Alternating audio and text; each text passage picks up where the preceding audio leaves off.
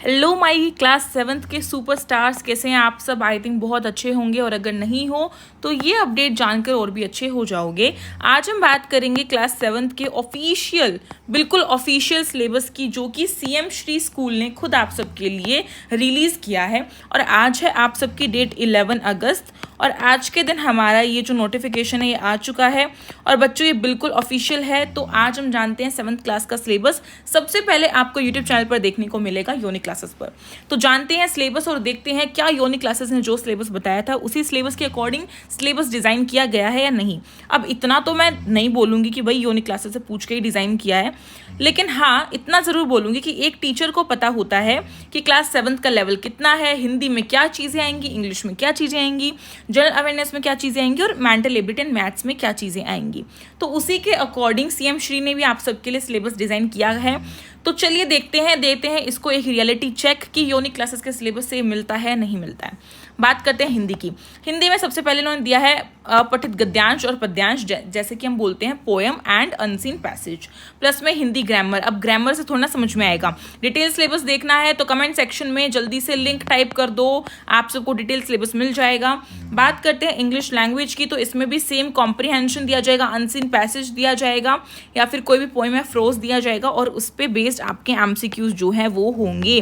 Plus में थोड़े से ग्रामर के क्वेश्चंस भी दिए जाएंगे। ठीक है, तो ग्रामर के क्वेश्चंस के लिए अगेन बोलूंगी लिंक टाइप कर सकते हो। उसके बाद बात करते हैं जनरल अवेयरनेस की, यानी कि आप सबका जीके, जिसे हम जनरल नॉलेज कहते हैं। मैंने पहले भी कहा था इसे कितना भी पढ़ लो ये उतना ही कम है, पर स्टिल हमें एटलीस्ट उतना तो पढ़ना पड़ेगा जितना हमें टॉपिक्स जो हैं वो दिए हुए हैं सीएम श्री ने। और कुछ ऐसे ही टॉपिक्स मैंने आप सबको बोले थे क्लास 7th में करने के लिए कि बच्चों ये करके जाओ, फेमस पर्सनैलिटीज़ करो, इंडिया एंड कंट्री के जो स्टेट्स, कैपिटल्स, करेंसी है वो पढ़ के जाओ, नॉर्मल जो आपके फंडामेंटल राइट्स होते हैं वो करके जाओ। तो इसमें आपकी साइंस और जो एसएसटी है वही आप सबकी दी हुई है। सबसे पहले जनरल साइंस, यानी कि ये नहीं है कि आपको एनसीईआरटी की करके जानी है, पूरी एनसीईआरटी करके जाने की कोई भी ज़रूरत नहीं है। नॉर्मल जो साइंस होती है हमें वही करके जानी है, जैसे कि साइंसेज हो गए, फूड एंड न्यूट्रिशन हो गया, वही 6th का सिलेबस, नेचुरल रिसोर्सेज हो गए, इन्वायरमेंटल इम्पैक्ट जो है क्या पड़ता है। अब इसमें पूछ सकता है वो ओजोन जो लेयर है जिसे हम O3 कहते हैं, उसमें क्या चीज़ हुई थी, कौन से केमिकल, कौन से कार्बन की वजह से, क्लोरोफ्लोरोकार्बन की वजह से इसमें जो है होल हो गया था, इसमें होल हो गया था। ठीक है, तो वो वाली चीज़ पूछ सकती हैं। ओजोन डे हम कब सेलिब्रेट करते हैं ये भी पूछ सकते हैं। एनवायरमेंटल डे कब सेलिब्रेट करते हैं ये भी पूछ सकते हैं। सोशल इश्यूज जो हैं किस चीज़ पर होते हैं, जैसे कि आपके नॉर्मल जो राइट्स होते हैं वो कौन कौन से होते हैं। आप जो है पढ़ाई कर रहे हो तो आपके पास एक RTI का भी राइट होता है, राइट टू इन्फॉर्मेशन एक्ट होता है। ठीक है, इन सारी चीज़ों के बारे में थोड़ा बहुत थोड़ा कि ये होता क्या है वो चीज़ आप जान सकते हो, बट इतना डीप में भी नहीं पूछेंगे। फैमिली एंड कम्युनिटी पता होना चाहिए कि कम्युनिटी और फैमिली का क्या रोल होता है। ठीक है, इंडिया के स्टेट्स, कैपिटल्स, कल्चर, सिंबल्स या डांस वगैरह पता होना चाहिए, इंपॉर्टेंट डेज एंड इवेंट्स, और साथ ही फेमस पर्सनैलिटीज जैसे कि लीडर, स्पोर्ट्स या फिर साइंटिस्ट। अब जैसे आपको अगर कोई पूछ ले एल्बर्ट आइंस्टाइन जो हैं उनका बर्थडे कब होता है तो आपको पता होना चाहिए। ठीक है, ये चीज़ आपको पता होनी चाहिए। उन्होंने किस फॉर्मूले का इन्वेंशन किया था, किस चीज़ की डिस्कवरी की थी भी पता होना चाहिए। आर यूनिवर्स जैसे कि सन मून मतलब सोलर सिस्टम पता होना चाहिए। नॉर्मल बेसिक जो आपकी सिविक्स होती है, पंचायत वगैरह, गवर्नमेंट रूल्स, ये सब पता होना चाहिए। और ये सारी चीज़ें अगर आप फिक्र कर रहे हो कि आपको कोई नहीं कराने वाला, तो बिल्कुल बच्चों कोई तो कराएगा, और उस कोई में केवल और केवल आपका नाम आता है योनी क्लासेस का, जिसपे आप सबको सारी चीज़ें कंप्लीटली कराई जाएंगी। हमारे पेड बैच में भी कराई जाएंगी और बच्चों फ्री बैच में भी जितना हो सकेगा, जितनी हद तक हो सकेगा मैं उतना कराऊंगी, पर पेड में फॉर श्योर आप सबको कराया जाएगा। और इसके लिए आप मुझे एक व्हाट्सअप मैसेज कर सकते हो, कमेंट सेक्शन में मैंने लिंक दी हुई है, व्हाट्सअप नंबर दिया हुआ है, वहाँ से जाके मुझे मैसेज कर सकते हो। जिसको परचेज करना है मैं बता दूं कि आप सबका 1000 रुपीज़ जो है वो प्राइस है पेड कोर्स का। ठीक है, सब उसमें कवर होगा। और साथ ही साथ अगर किसी को बुक परचेज करनी है तो बच्चों ये बता दूं कि बुक जो है 18 अगस्त तक आप परचेज कर सकते हो, उसके बाद वो आउट ऑफ स्टॉक चली जाएंगी। तो जिसे परचेज करनी है प्लीज़ जल्द से जल्द अभी परचेज कर लीजिए। ठीक है, बाकी जितने भी मैंने बताई ये टॉपिक्स आपके जो हैं SST के हैं और वो भी मैंने आपको ऑलमोस्ट बताए थे। अब इन्होंने दे दिया है verbal and non verbal reasoning.